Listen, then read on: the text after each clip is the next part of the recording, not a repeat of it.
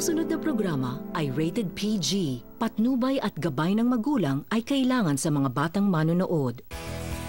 Ang programang ito ay hatid sa inyo ng Surfmatic, specially designed for your washing machine. At ng Sunsilk.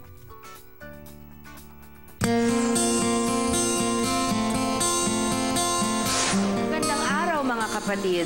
Ngayong hapon, sama-sama nating alamin ang mga tunay na kwento sa likod ng mga kapatid nating kontesero at kontesera.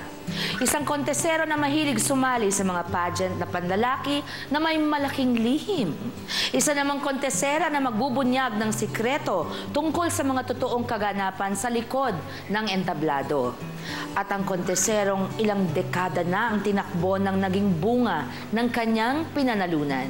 Ano nga ba ang kaya nilang gawin makamit lang ang kasikatan at tagumpay?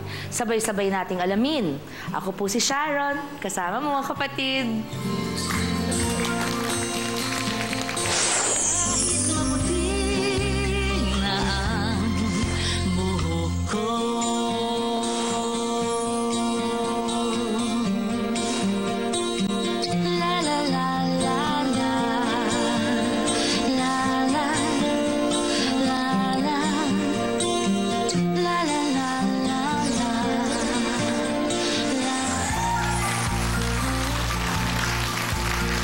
Sa mga kapatid nating nangangarap sumikat, isang paraan ang pagsali sa mga contests para sila magkaroon ng exposure or para makilala, makita ng mga tao. Pero para sa ating unang kontesero, ang pagsali niya sa iba't ibang beauty pageants ang naging daan upang lalo niyang makilala at matanggap pa ang kanyang sarili. Panoorin natin ang kwento ni Mr. Beautiful.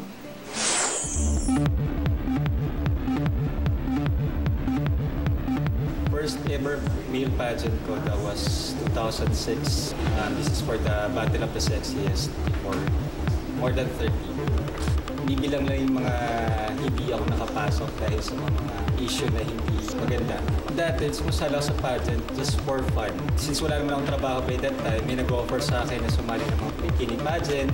And second, para mapuntahan yung mga lugar na hindi ko napupuntahan before. Nung kumikita na ako lately, parang sabi ko sa magandang hobby at the same time na parang kumikita ka, nag-i-enjoy ka sa ginagawa.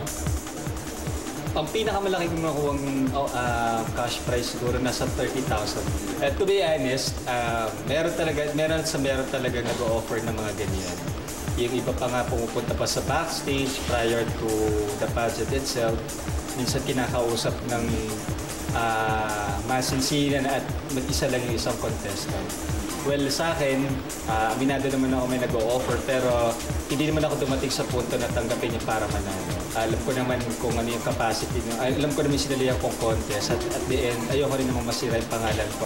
Siguro, minahanap dito yung good quality as magiging parang image model ang hinahanap din. Hindi lang basta may itsura ka, kundi dapat meron ka rin magandang pag-uugali at kung paano ka humarap sa mga tao.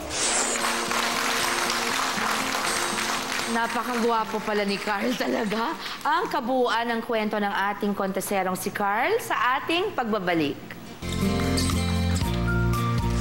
Ano ba yung lihim na sasabihin mo sa amin, Carl? Tungkol po ito sa pagkatao. Ito po yung isa sa mga hindi masyadong natatanggap ng lipunan sa atin, ang pagiging isang bisexual o gay.